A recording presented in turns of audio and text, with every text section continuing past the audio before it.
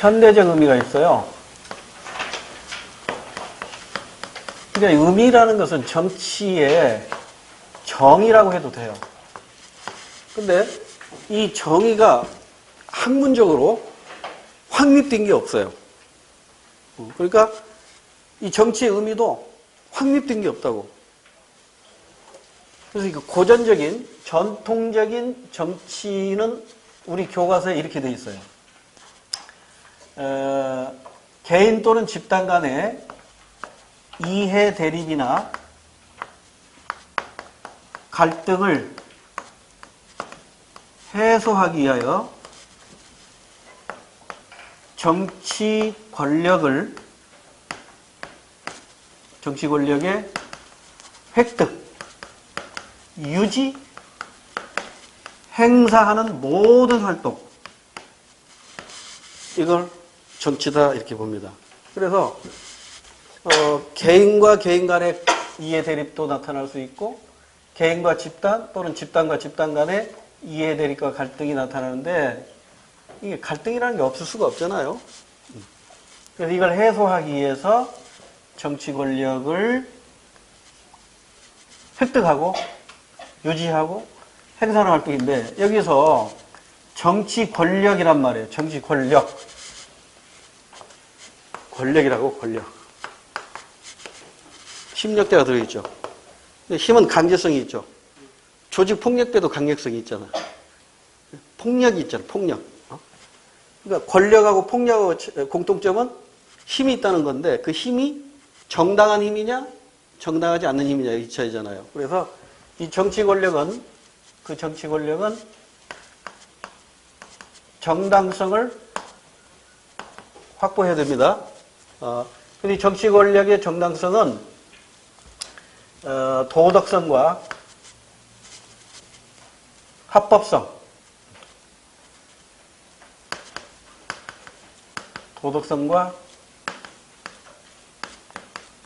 합법성을 갖추면 이게 정치 권력의 정당성이 인정이 되는데 이걸 가질 때, 즉 도덕성과 합법성을 가질 때 정당성이 확보되는 건데 참 어렵잖아요, 표현이. 이걸 가장 쉽게 표현한 사람 간디 얘기했었죠. 국민의 눈에서 흐르는 눈물을 닦아주는 행위가 바로 정치라고요. 그러니까 국민의 눈에서 흐르는 눈물을 닦아주기 위해서 손수건이 필요하다고. 근데 그 손수건은 깨끗해야 된단 말이에요. 그 깨끗함은 도덕성과 합법성에서 찾을 수가 있다 이 말이에요. 그 얘기인데 별로 시험 문제감이 못 돼. 그래서 최근에는요 이쪽에서 시험 문제가 나오는데 현대적 의미의 정치를 얘기하는 학자들이 너무나 많아. 그 중에 이제 대표적인 사람이 이스턴 교수입니다. 그래서 시험 문제는 이스턴 교수 걸 가지고 주로 출제를 하는데 이스턴 교수 얘기하면 희소가치의 권위적 배분 활동. 희소가치의 권위적 배분 활동이래요. 여러분 보세요. 부라든가 권력이라든가 사회적인 명예, 위신은 희소하잖아요. 근데 이건 희소하니까 공평분배가 불가능하다고요. 그러니까 어쩔 수 없이 불공평하게 분배하는데 그 불공평한 분배에 대해서 불만이 있다 없다? 없어요. 그 없다는 게 바로 권위적인 배분이라는 거예요. 권위적 배분. 그러니까 불공평하게 나누더라도 불만이 없는 이런 활동이 바로 이스턴 교수가 얘기한 건데 그럼 이 권위적 배분 활동을 위해서 이스턴 교수가 제시한 모델이 있죠. 이 불만이 없도록 권위적으로 배분하려면 이게 의사결정 체계가 필요하단 말이에요. 의사결정 체계도 그게 바로 이스턴 교수가 얘기하는 투입 산출 개념이죠. 투입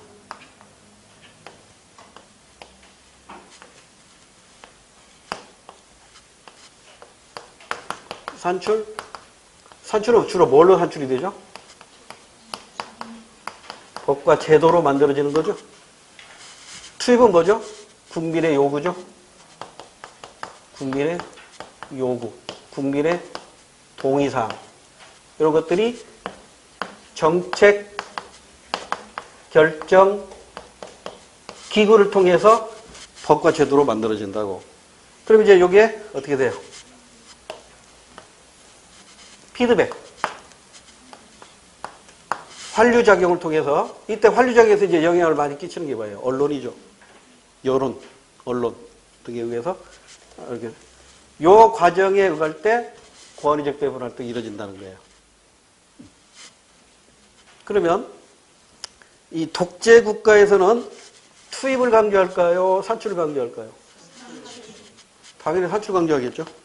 우리나라 박정희나 전두환 정부 때 내가 곧 법이야 이거잖아요. 유신헌법 만들어 지켜 이거잖아요. 근데 민주국가에서는 국민들의 요구나 동의를 수렴해가지고 이 정책결정기구에서 결정해서 법과 제도로 만들어내는데, 여기서 이 정책결정기구는요, 공식적인 정책결정기구를 말합니다. 공식적 정책결정기구를 말해요. 그럼 여기서 공식적 정책결정기구를 통해서만이 법과 제도가 만들어지는데, 그럼 이 공식적 정책결정기구는 뭐예요? 헌법상 기구예요. 헌법상 기구. 헌법상 기구는 뭐가 있어요? 행정부도 있고, 국회도 있고, 법원도 있고, 선거관리위원회도 있고, 헌법재판소도 있고 그러잖아요. 이런 헌법상 기구죠. 헌법상 기구를 통해서 정치에 결정되는 거예요. 그러면 언론이나 시민단체의 요구는 정책결정 기구에 해당이 돼야 안 돼요? 안 돼요. 그건 비공식적인 거예요. 의사결정에 직접 영향을 주는 건 아니고, 여기에 영향을 주겠죠. 투입에. 그러죠? 시민단체 활동이라든가 또는 뭐 노동조합의 요구 이런 것은 이 투입에 영향을 주는 것이지 여기에 영향을 주는 건 아니잖아요.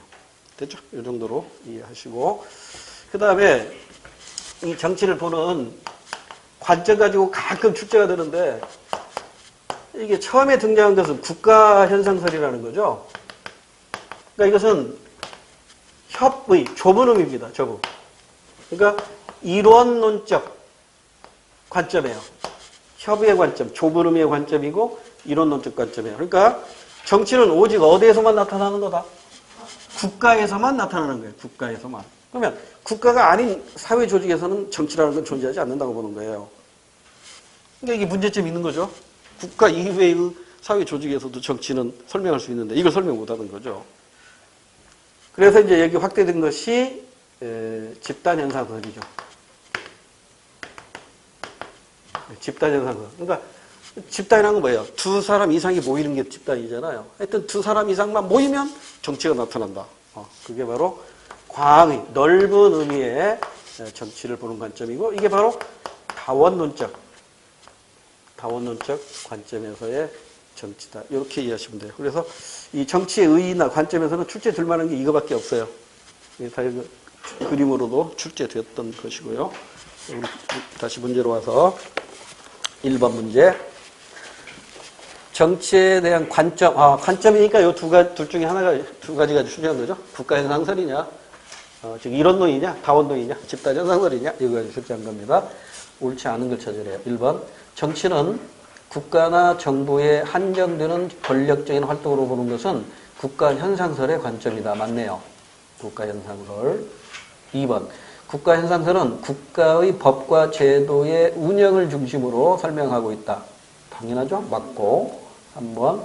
정치를 다양한 사회 집단에서 나타나는 지배와 복종, 이해갈등의 조정 등에 작용하는 활동으로 보는 관점이 바로 다원론적 관점인 집단현상설입니다. 다 맞네? 그럼 4번이 틀렸겠네요. 집단현상설은 국가 권력과 무관한 정치 현상을 설명하지 못해요. 그래요? 국가현상설이 설명 못하죠. 집단현상설은 친구 간에도 정치가 성립되고 가족 간에도 정치가 성립되잖아요. 따라서 4번이 틀린 것으로 정답입니다. 2번. 다음 글에 나타난 정치를 보는 관점에 부합하는 설명을 고르래요. 둘 중에 하나겠죠.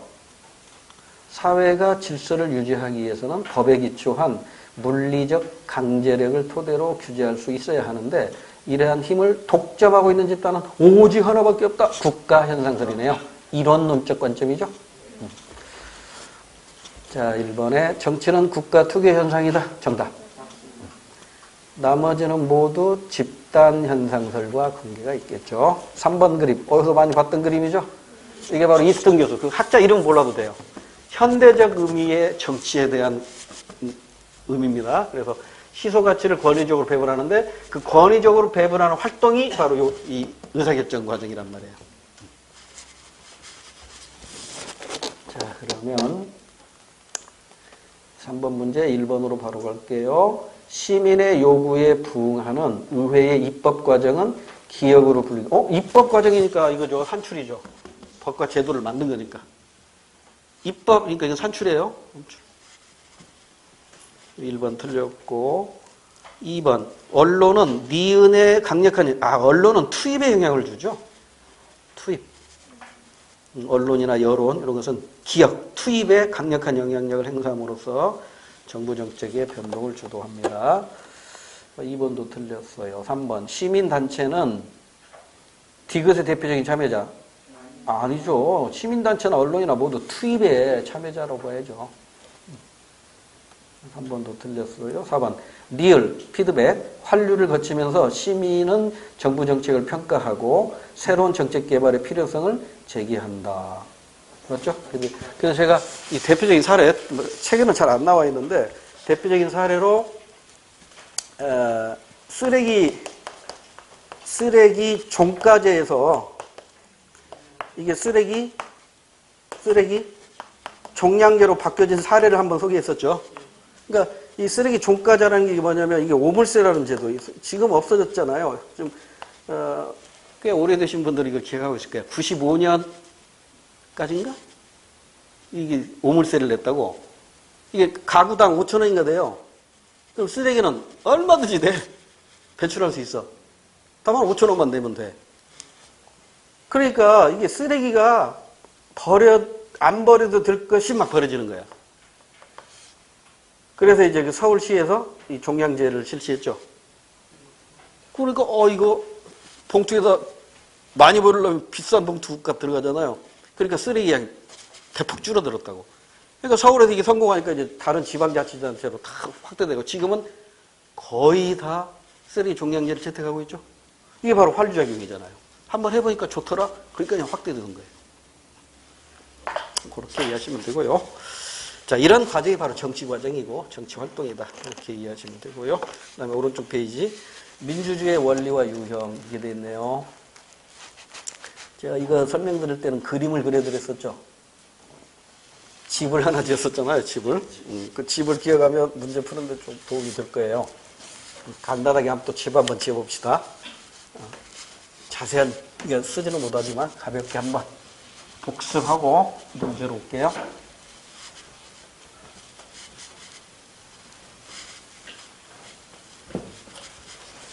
민주주의라는 집을 이게 현판 민주주의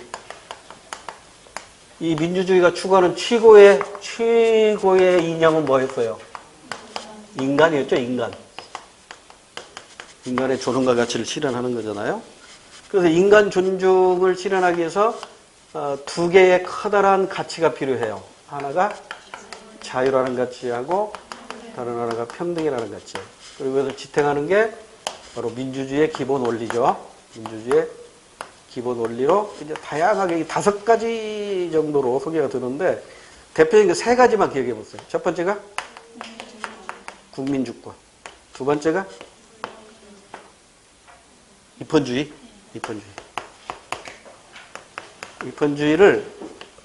입헌주의를 제가 같은 의미로 법치주의로 설명을 했었어요.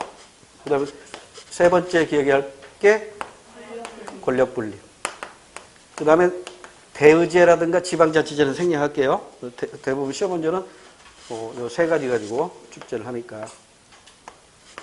그래서 인간 존중은 한 나라에서, 그러니까 민주주의 국가를 채택한 나라에서 추구하는 최고의 가치로 우리나라도 헌법 10조에 명시되어 있어요. 그래서 10조 쓰지 않을게요.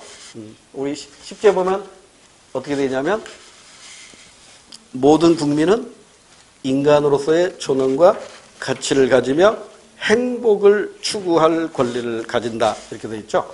그다음에 그 후단이 뭐라고 되어 있어요? 국가는 개인이 가지는 불가침의 기본적인 권을 확인하고 이를 보장할 의무를 진다. 이렇게 되어 있다고. 그러니까 이 10조에서는요.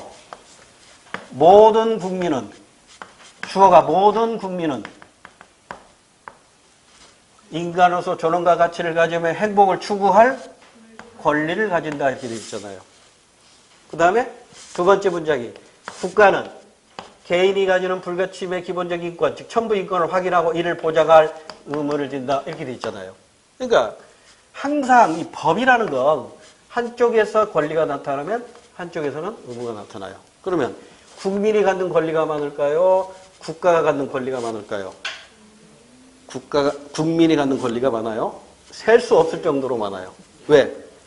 헌법에 열거되지 아니한 권리라도 인정하는 권리가 있죠. 우리는 이런 권리를 뭐라고 해요? 포괄적 권리라고 해요. 조금 이따 얘기하겠지만. 그런데 국가가 국민에 대해서 갖는 권리는 몇 개 없어요. 그건 국민의 의무이기도 하죠. 국민의 의무 6개밖에 없어요. 그건 좀 뒤에 가서 다시 하기로 하고요.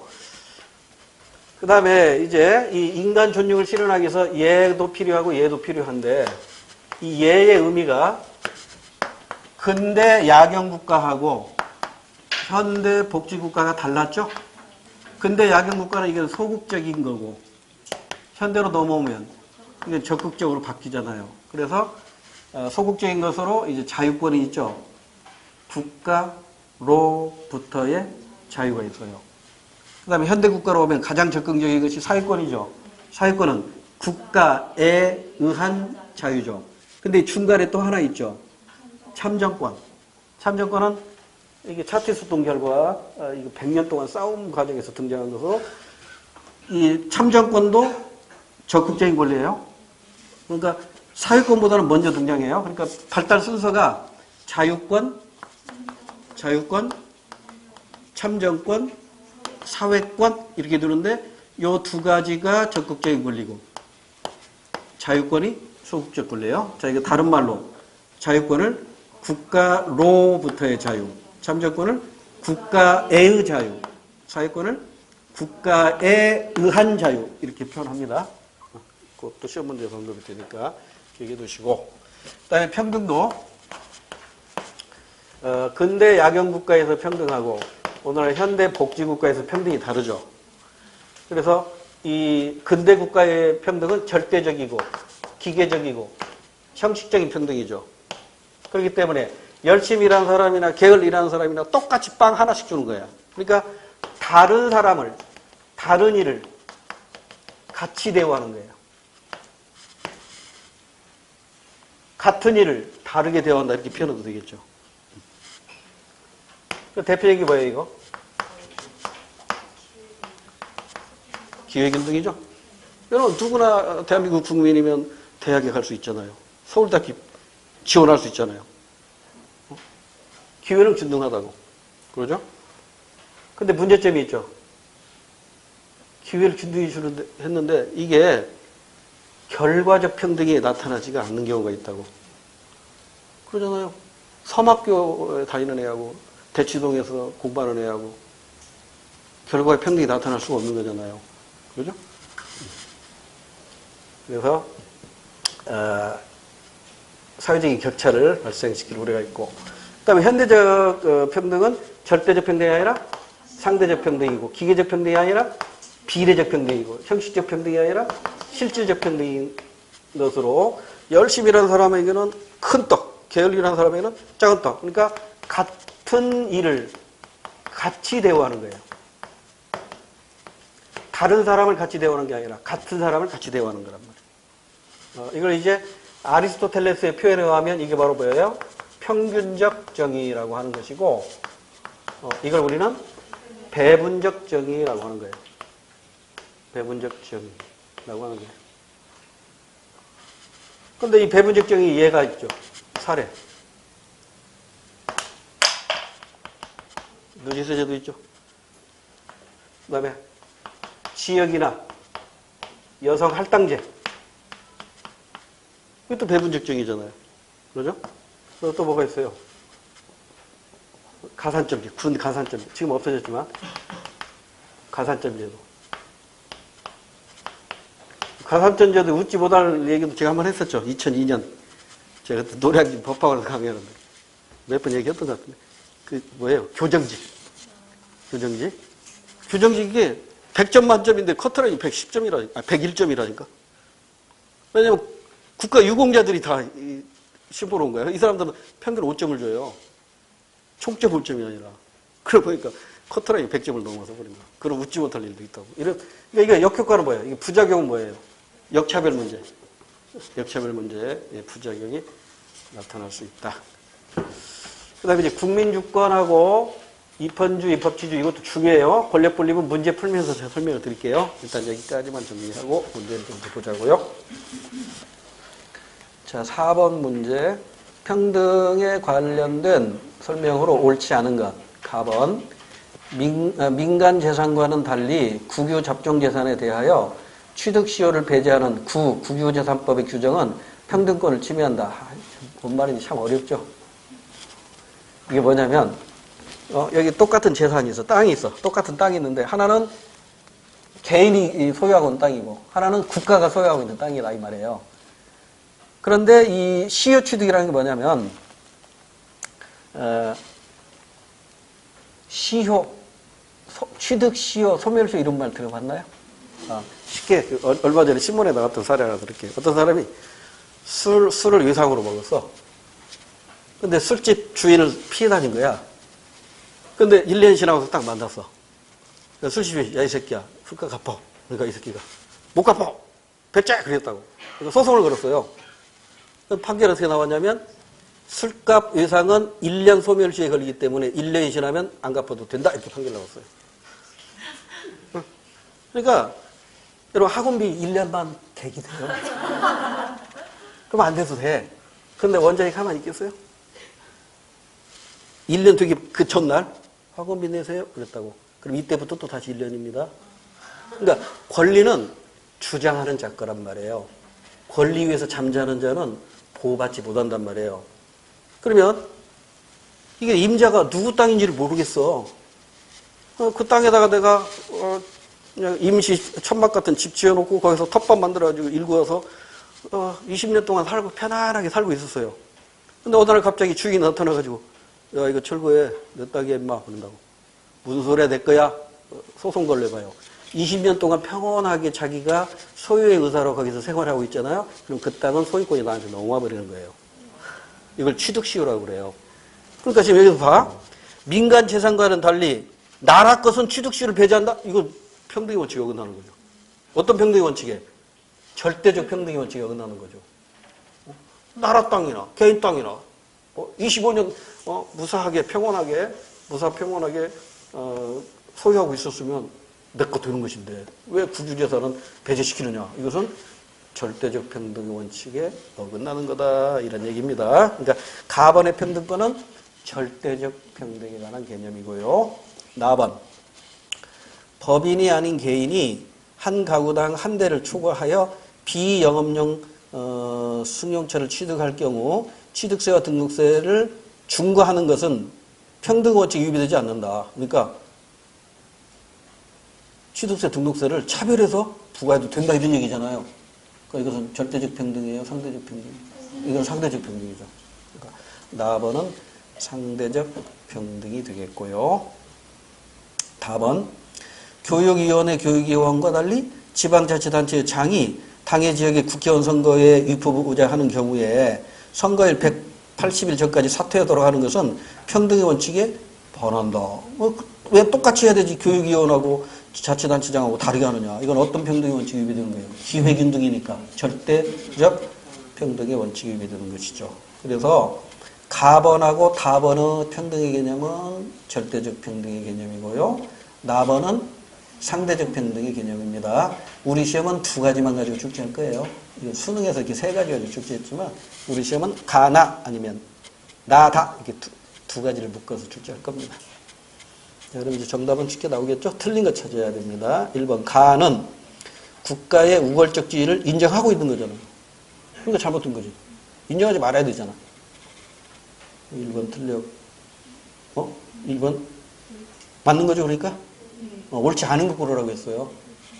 그러니까 지금 1번은 정답이 아니에요. 가는, 그러니까 평등권을 침해한다고 했으니까 절대적 평등을 강조하자는 거잖아요. 그러니까 국가 우월적 지위를 인정해서는 안 된다 이런 얘기잖아요. 그러니까 1번 맞고요. 2번 나는 법인과 개인을 다른 것으로 본다 그러잖아요.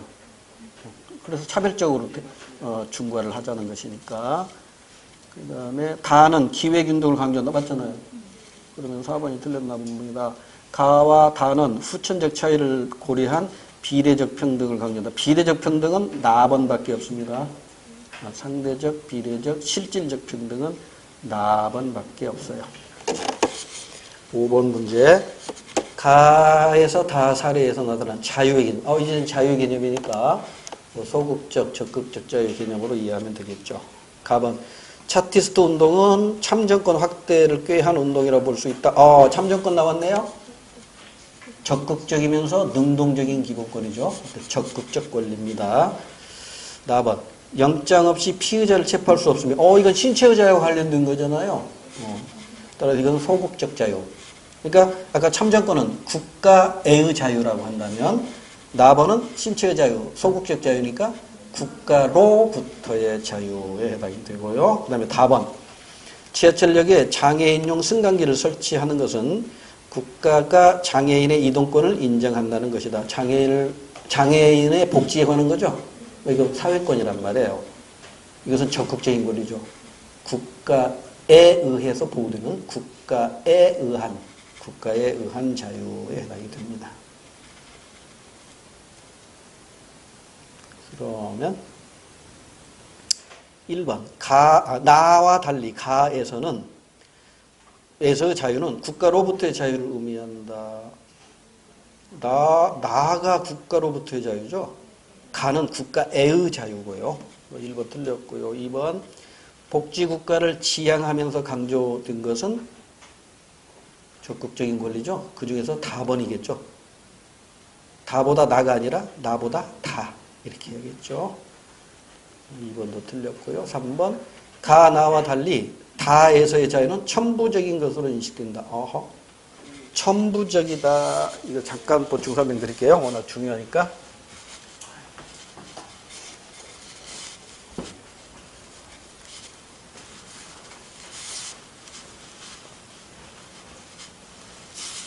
천부적이다 얘기는 우리 헌법 10조를 보면 돼요.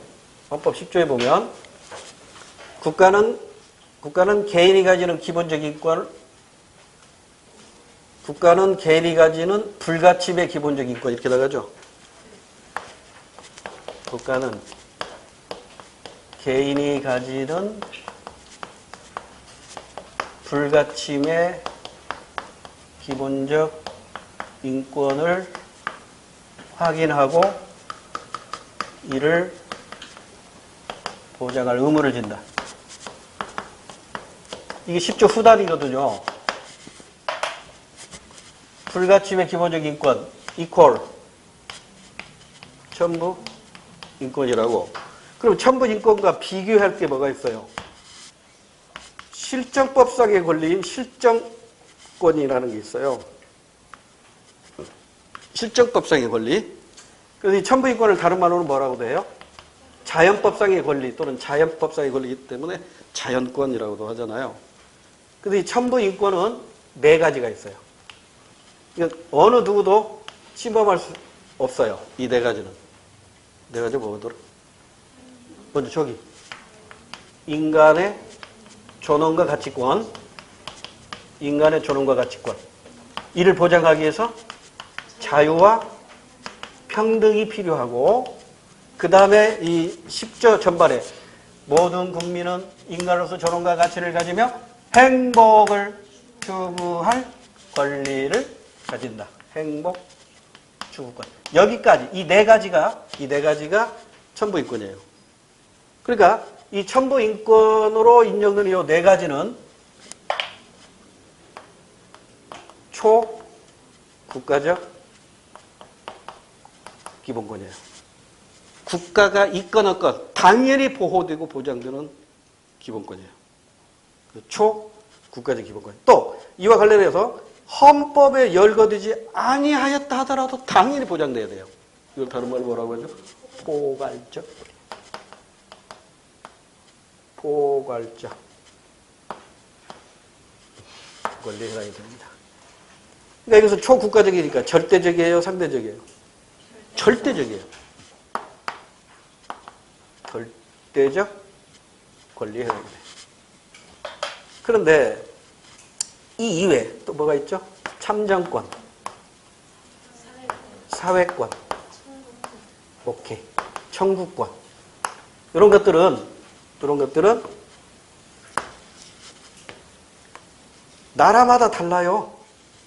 그러죠? 나라마다 다르기 때문에 이것은 한 국가에서만 인정되는 한 국가 내 기본권이라고 하는 것이고, 포괄적이 아니라 나라마다 헌법에 열거된 것만 보호돼요. 그러니까 포괄적이 아니라 개별적이라고 표현해도 되겠죠. 그 다음에 절대적인 게 아니라 나라마다 다르니까 상대적 권리예요. 그러니까 이걸 구분할 줄 아는가를 묻는 문제가 종종 출제가 됩니다. 됐죠? 잘 기억해 두세요. 자, 그러면 다시 문제로 와서 어디냐면 5번 문제의 3번 가, 나와 달리 다는 다 천부적이다. 다가 사회권이잖아요. 사회권은 천부적이 아니라니까. 천부적인 것은 이거밖에 없어. 인간의 존엄과 가치권, 자유권, 평등권, 행복주권. 이것만 천부적인 거야. 천부인권이에요. 자유권이에요. 헷갈리지 마세요. 근데 요즘에는 이 표현 가지고 출제를 하더라고. 초국가적이냐, 한 국가되냐. 초국가적. 이게 바로 천부인권이에요. 이런 용어. 논에 익숙해져야 됩니다. 자, 그러면 이제 4번으로 가면 5번에 4번. 나와 달리 가, 다에서의 자유는 적극적 의미 맞죠? 참정권도 적극적, 사회권도 적극적이에요. 나번의 신체의 자유, 이 자유권만 소극적 자유권입니다. 6번 문제, 기억, 니은, 옳지 않은 것 찾으라고 했네요. 자유에는 두 가지가 있다. 그렇죠. 프리덤하고 리버티의 차이죠. 소극적 자유냐, 적극적 자유냐. 자, 기억은 자신이 원하는 것을 추구함에 있어 어떠한 외부의 간섭이나 구속이 없는 상태, 국가로부터의 자유, 즉 기억은 소극적 자유네요. 니은은 당연히 적극적 자유겠죠. 공동체 안에서 진정한 자아 실현을 목적으로 하고 때로는 이를 위해 공동체나 국가로부터 자신의 자유를 구속하는 것까지도 허용합니다. 이게 적극적인 자유죠. 자, 옳지 않은 것 찾으래요. 1번 기억, 즉 소극적 자유는 개인이 자신의 삶의 방식을 독자적으로 선택할 수 있는 자유를 포함한다. 그러죠. 국가로부터 벗어나서 내가 하고 싶은 대로 살게 해줘. 대표적인 게 신체의 자유, 거주 이전의 자유, 종교의 자유, 직업 선택의 자유, 양심의 자유. 12가지가 있죠. 자유권 12가지는 다 암기 안 해도 돼요. 2번 니은을 위해서는 니은 적극적인 자유입니다. 국가나 공동체의 결정에 참여할 수 있는 경로가 열려 있어야 된다. 그렇죠. 적극적으로 요구할 수 있는 경로가 열려 있어야 합니다. 국민청원제도라는 게 있잖아요. 중국 애들 우리 한국에 발 못 붙이게 하라 청원했대. 50만인가 50만인가 넘었대요. 어떻게 생각하세요? 짱깨들. 응? 오게 해야 돼. 못 오게 해야 돼. 못 오게 하면 문제야. 위기적 문제입니다. 그러니까 청원은 그렇게 하고 있는데 아마 정부의 대답은 뻔할 것 같아. WHO 세계보건기구에서도 여행이나 무역에는 영향을 주지 않도록 나와 있잖아요. 이게 나와서 자, 어쨌건 청원 여기 청원권 있잖아요. 청구권 청원권도 청구권에 해당이 되잖아요. 이런 것들은 적극적 자유로 불리는 맞고 참정권, 청구권 다 적극적이다. 일단 4번은 맞아요. 그래서 정답이고요. 6번 기억, 니은 설명을 옳지 않은 거. 뭐라? 지금 6번 하고 있죠? 벌써 이게 약줄이 떨어져서 큰일 났네. 지금 6번에 3번 봐야죠. 6번에 3번. 기역은 국가로부터의 자유, 소극적 자유 받고, 니은은 국가의 자유. 이건 국가의 자유니까 참정권으로 적극적 자유 받잖아요. 그리고 4번이 틀렸나 보네요. 기역의 실현을 위해서는 참정권. 아니지. 참정권은 적극적인 권리니까. 기역은 소극적 권리니까 자유권이라고 해야 돼요. 자유권. 그다음에 니은의 실현을 위해서는 자유권. 거꾸로 돼 있네. 거꾸로. 그래서 4번이 정답입니다. 7번 문제로 가서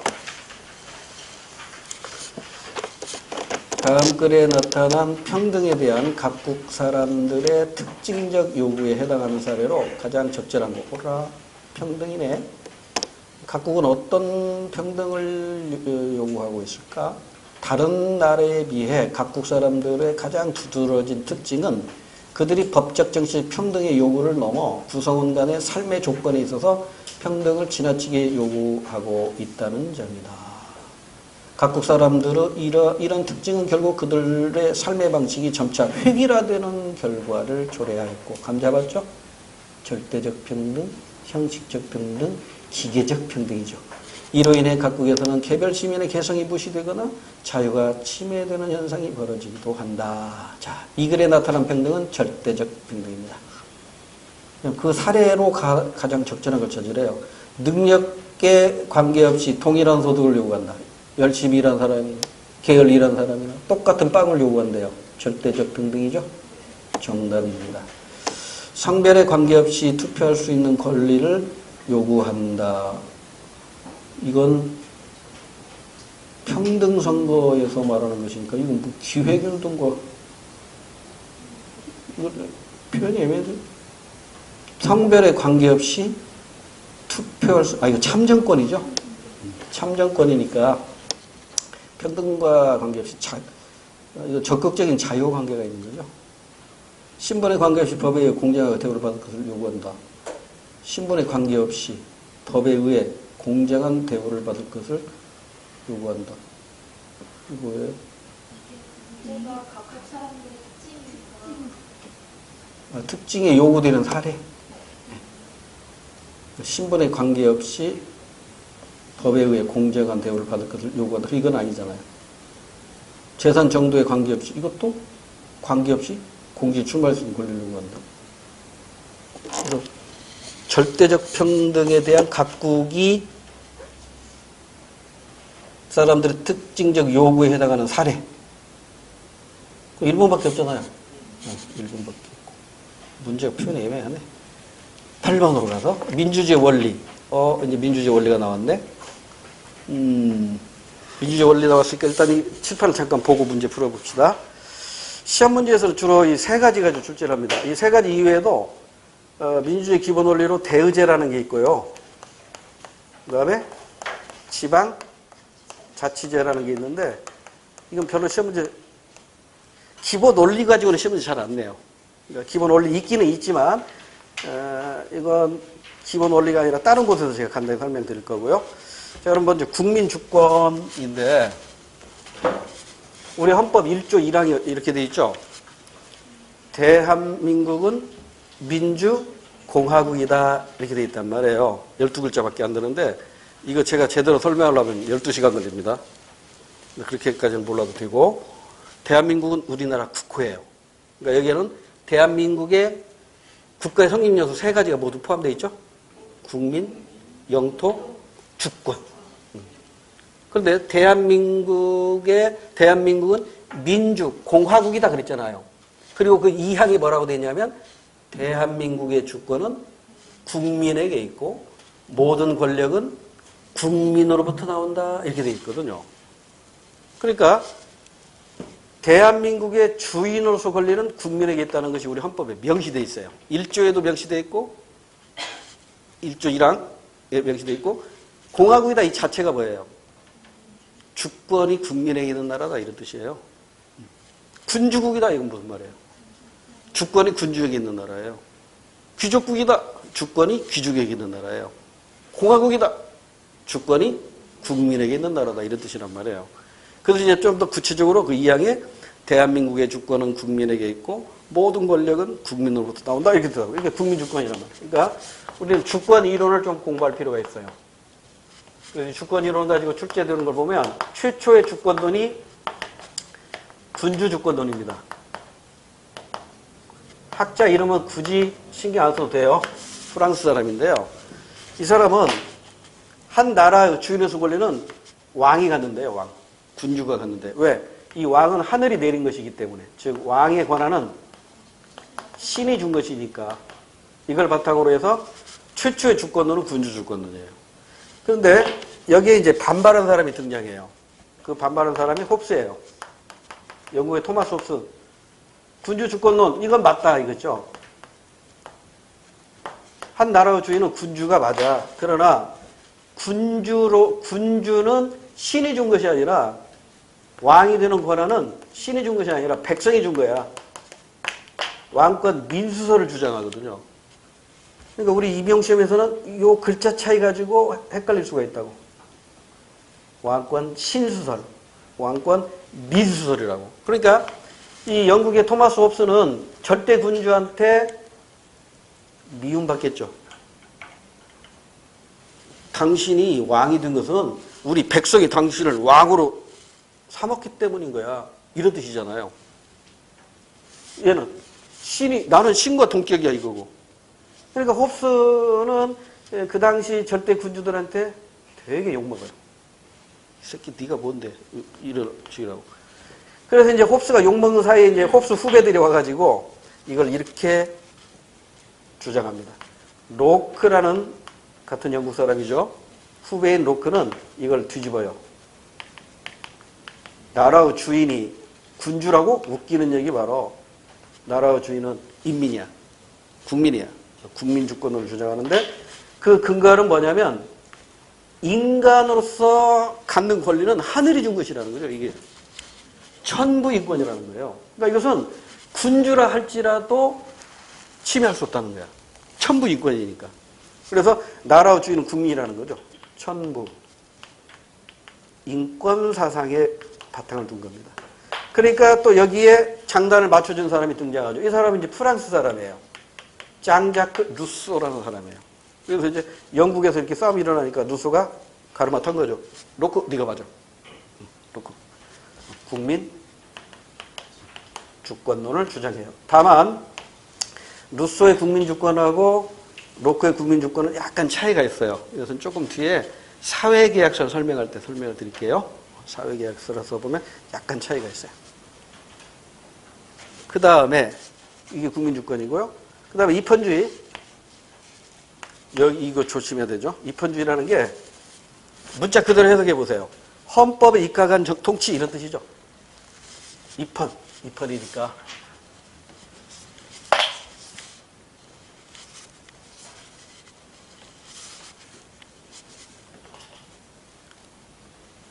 너무 설명이 길어지면 따분하니까 간단간단하게 할게요. 입헌. 이 헌자가 법헌자란 말이에요.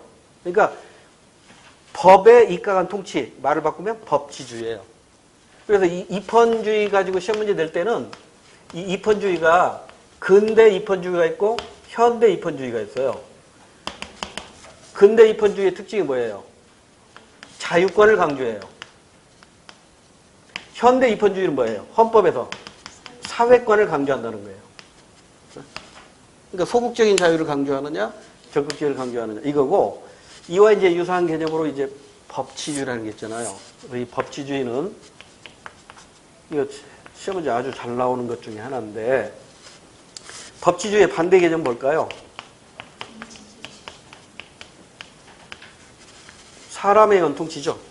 그러니까 이건 뭐예요? 군주 주권론에 의한 통치는 전부 사람에 의한 통치거든요. 너희 14세 같이 짐이 곧 국가다.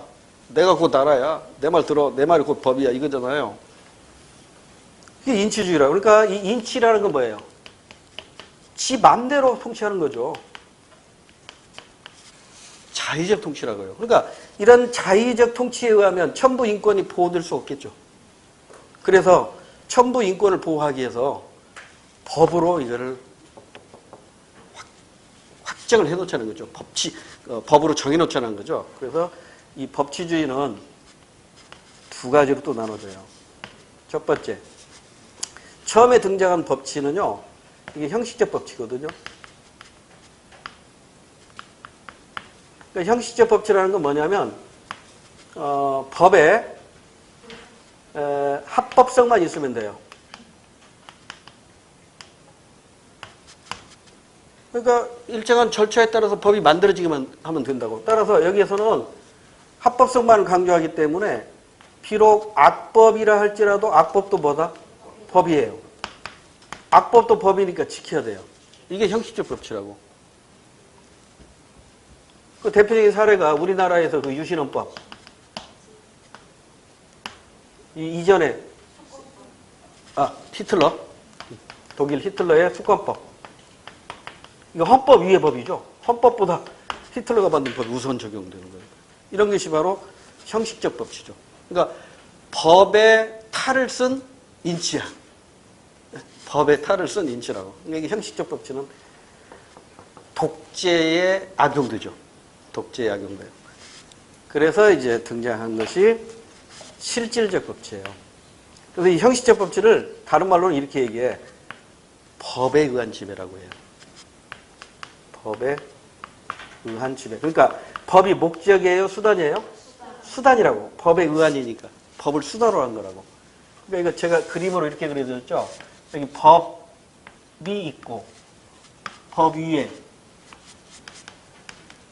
군주가 있고 그 밑에 국민이 있어요. 그러니까 군주는 이 법을 수단으로 해서 국민을 통치하는 거니까 법 위에 군주가 있다고. 이게 형식적 법치라고요. 그러니까 법치지만 인치에 가까운 거죠. 그런데 이제 실질적 법치는 뭐냐면 실질적 법치는 이건 법의 지배라고. 법 자체가 목적이야. 법에 의한 지배가 아니라 법의 지배라고. 이 용어 가지고 재작년인가 3년 전에 시험문제 나왔죠. 국가직에서. 법에 의한 지배, 형식적 법치. 법의 지배, 실질적 법치. 그러니까 법이 위에 있고 그 밑에 군주가 있고 국민을 통치해 나가는 거예요. 이게 법에 의한 지배. 이게 법의 지배란 말이에요. 이게 형식적 법치, 이게 실질적 법치. 여기서는 합법성하고 이건 합법성뿐만 아니라 법의 이념이나 법이 추구하는 목적이 정의로워야 돼요. 정당성. 이걸 모두 갖춰야 돼요. 이걸 강조합니다. 그러니까 악법은 법이 아니에요. 고쳐야 되겠죠. 악법은 법이 아니에요. 그래서 이를 실현하기 위해서 위헌, 법률은 심판합니다. 어디에서? 우리나라 경우는 헌재에서 하죠. 그 다음에 국민, 소원, 심판. 이것도 헌재에서 하죠. 이게 다 무엇을 실현하기 위한 거예요? 실질적 법치를 실현하기 위한 거라고. 권력, 분립. 이것도 실질적 법치를 실현하기 위해서 등장한 거란 말이에요. 됐죠? 이런 것들이 다 시험 문제에서 언급됐던 것들이에요. 그 다음에 이제 마지막 권력 분립이네요. 권력 분립. 최초로 주장한 사람이 누구죠? 로크. 이걸 완성시킨 사람은? 몽테스큐의 프랑스 사람이죠. 그래서 로크는 이권 분립론을 주장해요.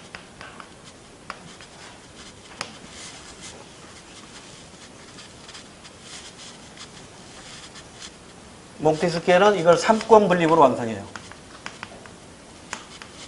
그러면 이권 분립은 뭐죠? 입법권하고 이거 나머지를 모두 집행권으로 싸잡아 버리죠. 그러니까 집행권 안에 뭐가 들어가요? 사법권도 들어가고 외교권도 들어가고 동맹권도 들어가고 다 들어간다고. 그다음에 여기서는 입법권,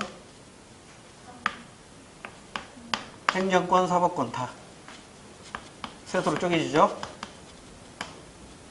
그래서 이제 여기에서 영향을 받은 게, 이것에 영향을 받은 게 영국의 의원 내각제예요. 이 문제 풀다 보면 또 조심해야 할 게 있어. 그 다음에 이 상권 분립에 영향을 받아서 만들어진 정부 형태가 미국의 대통령제죠. 그리고 물어볼게요. 의원 내각제는 상권 분립이 실현되고 있나요? 미실현되고 있나요?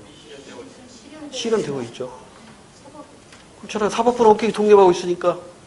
그러니까 여러분 이거 조심해야 돼. 의원 내각제라고 해서 이권 분립이 실현되고 있다 이러면 큰일 나요. 여기에 영향을 받았을 뿐이야.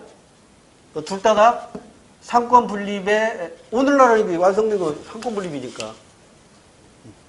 상권 분립에 실현을 하는데, 이제 여러분 그 다음 시간쯤 나올지 모르겠는데, 빠르면 오늘 나오겠네. 의원 내각제하고 대통령제를 구분하는 기준이 뭐예요? 입법부하고 행정부의 관계잖아. 그러니까 사법부는 엄격히 독립시키는 것은 공통점이고, 입법부와 행정부의 관계가 이게 사이가 좋냐 나쁘냐 그 차이라고. 사이가 나쁜 게 대통령제고요. 사이가 좋은 게 의원 내각제고 그래요. 그러니까 권력 융합형이냐 권력 분립형이냐 이 차이라고. 이 정도 기억하시면서 문제로 가보자고요. 8번 문제죠. 9번까지만 하고 잠깐만 쉽시다. 8번. 다음 글에 나타난 민주주의의 원리 실현하기 위한 합법조항 고르래요. 국가는 국민이 만들어낸 집단이다. 그러므로 국가는 국민에 의하여 운영되어야 하고 국민은 그 누구도 아닌 스스로에게 명령하고 복종할 뿐이다. 국민의 의사 없이는 어떤 법률도 제정할 수 없으며 어떤 개인이나 집단도 국민의 의사를 무시하는 행위를 할 수 없다. 국가의 주인은 국민이다. 이 얘기잖아요. 국민 주권주의니까. 1번. 대한민국은 민주공화국이다. 헌법 1조 1항. 공화국이다. 이 말이 무슨 뜻이라고 했어요? 네, 주권이 국민에게 있는 나라다. 이런 뜻이에요. 민주는요? 주권은 민주적으로 행사된다. 이런 얘기예요. 그럼 민주에 대립되는 말이 뭐가 있어요? 독재. 공화국에 대립되는 말은 귀족구, 군주구. 이런 게 공화국에 대립되는 용어죠. 이번에 행정권은 대통령을 수반으로는 정부에 속한다. 행정권이니까 상권 분립이죠. 권력 분립. 대통령 등이 그 직무 집행에 있어 헌법이나 법률을 위배할 때는 국회는 탄핵 수치를 의결할 수 있다. 이것도 권력 분립제도와 관계가 있고. 4번. 법률안에 이의가 있을 때는 대통령은 이 의서를 붙여서 국회로 환부하고 그 제의를 요구할 수 있다. 법률안 거부권이죠. 역시 권력 분립제도와 관련이 있는 겁니다. 그래서 1번만 국민주권주의 원리하고 같고요. 나머지 2번, 4번, 2, 3, 4는 권력 분립론하고 연결이 됩니다. 9번. 가나에 해당하는 자치의 원리. 자치 원리 하면 세 가지가 떠올라야죠, 일단. 자치의 원리 하면 세 가지가 떠올라야죠. 안 떠올라요? 안 떠올라. 떠올라야 되는데. 직접 간접 혼합. 이거 떠올라야죠. 자치. 국민 자치하면 가장 이상적인 거 뭐예요? 직접이라요, 직접. 직접. 통치하는 거죠. 근데 이게 직접 통치가 어렵다고 그랬잖아요.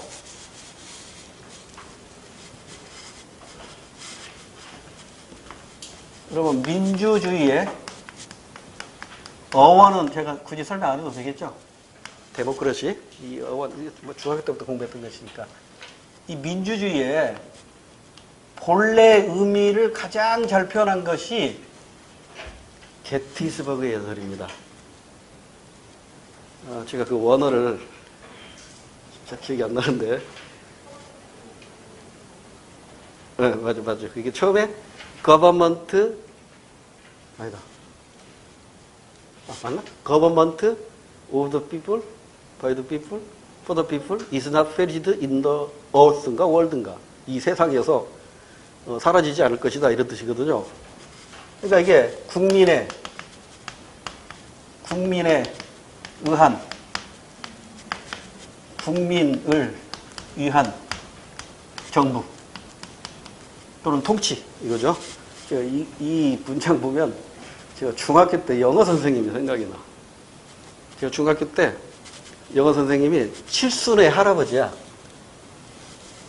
그러니까 살이 바뀌다 보니까 그 재단에서 어디서 재단 사람인가 봐. 꼬부락 할아버지가 와가지고 영어를 가르치는데 이걸 영어를 쓰더라고요. Over the people, by the people. 밑줄 딱 그렸고 나무를 읽으면 내가 제일 아파졌거든요. 한번 읽어봐 그러더라고. Over the people, by the people, for the people 했더니 그 대나무 있잖아요. 그 대나무로 이렇게 주의봉하거든요. 그 대나무로 탁 치는 거예요. 얼마나 아프다고 그게 대나무 마디로 맞으면 혹이 톡 튀어나온다니까요. 그래서 그 옆에 놈, 너 한번 읽어봐. 이게 막 쫄아가지고 이거 어떻게 발음해야 될지 모르는 거야. Over the people, by the people 톡 끄는 거야. 따라서 이놈들아, 그 할아버지의 아주 네이티브한 발음입니다. Of the people, by the people, for the people. P 발음하면 안 된대. 그 할아버지가 B로 발음해야 된다나? B하고 P하고 사이? 하여 이것 때문에 그 할아버지한테 굉장히 맞았는데 그 다음에 오더니 이렇게 쓰더니 이런 말 있잖아요. 이걸 읽으래. 앞에도 안 채로 읽어봐 임마 그러는 거야. 어이, 이때부터 내 머리는 내 머리가 아닌 거야. Did you? 했다고. 대뿌리가 그냥 사정없이 머리통으로 날라오는 거예요. 따라서 읽어. Did you? 이렇게 한글로까지 써줘. 연음으로 읽어야 된대요. 그래서 그 할아버지 별명이 띠주 선생님이에요. 그리고 길거리에서 만나잖아요. 띠주 선생 간다. 띠주 간다 그랬거든요. 근데 그 칠순의 할아버지가 제 중학교 1학년 때부터 3학년 때까지 영어를 했으니까 제가 영어가 늘을 리가 없지. 선생님을 잘 만나야 돼. 자, 국민의 이게 뭐예요? 국민의 이게 의미가 뭐냐고요? 국민 주권입니다. 국민 주권. 국민에 의한 이게 바로 국민 자치예요. 국민을 위한 이건 별로 시험 문제 안 나와요. 국민 복지입니다. 그 국민 자치의 방법이 있잖아요. 그래서 이 방법이 가장 이상적인가? 직접. 근데 이게 문제가 있잖아. 인구가 많고 영토가 너무 많아지면 못 온다고 그랬잖아요. 그래서 등장한 게 간접민주주의. 이걸 다른 말로 뭐라고 해요? 대의제라고 한다고. 이 대의제가 지워버렸네. 아까 민주주의의 기본 원리 중에 하나라고. 오늘날. 왜냐하면 직접민주주의 이게 이상적이지만 이게 현실적으로 불가능하다고요. 그래서 그 다음에 이제 이 간접민주주의 하다 보면 이것도 문제가 있잖아요. 그 루소 이 사람은 이 직접민주주의를 주장한 사람이잖아요. 루소 하면 직접민주주의가 떠올라야 돼요. 그 루소는 프랑스 사람이잖아요. 근데 영국 사람들을 어떻게 씹어대냐면, 야, 영국 놈들, 니놈들은 선거할 때만 관심 있고 선거 끝나면 다시 노예가 돼, 이 새끼들아. 이게 뭘 비판한 거죠? 간접민주주의를 비판한 거라. 선거라는 게 뭐예요? 대의제의 꽃이라고요. 4월 15일에 선거 있죠? 이게 대의제의 꽃이라고. 이게 공정한 선거가 이루어져야 되는데. 근데 이게 대의제의 꽃이 선거인데, 우리나라 지금 대표 이번에 300명 뽑아요. 5천만을 대표해서 300명을 뽑는데, 선거할 때 관심 있죠. 선거 끝나면 별로 관심 없잖아요. 무관심해진다고. 그리고 다양한 여론이 이 300명에 의해서 다 국정에 반영되기가 어렵잖아요. 이런 문제 때문에 대안으로 등장한 게 호남민주정치라고. 이 호남민주정치는 간접민주정치를 원칙으로 하면서 이 두 가지가 결합이 돼요. 하나가 직접민주정치 요소고 또 하나가 지방자치제라고. 지방자치제. 그래서 이 대의제하고 지방자치제도 민주주의 기본 원리 중에 하나에 포함이 되는 거예요. 그래서 이제 직접민주정치에 몇 가지가 있죠? 3가지가 있잖아요. 국민투표, 국민바람, 예, 국민소환.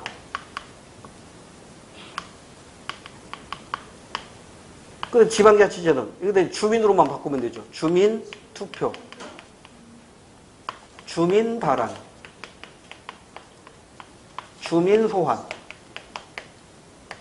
주민소환. 자, 그러면 지금 현재 우리나라에서는 지방자치제가 도입됐으니까 이 3가지 모두 채택하고 있잖아요. 얘는 채택하고 있고. 얘는 경험만 있어요. 4.19 이후, 20하고 때 경험만 있고, 지금은 없어요.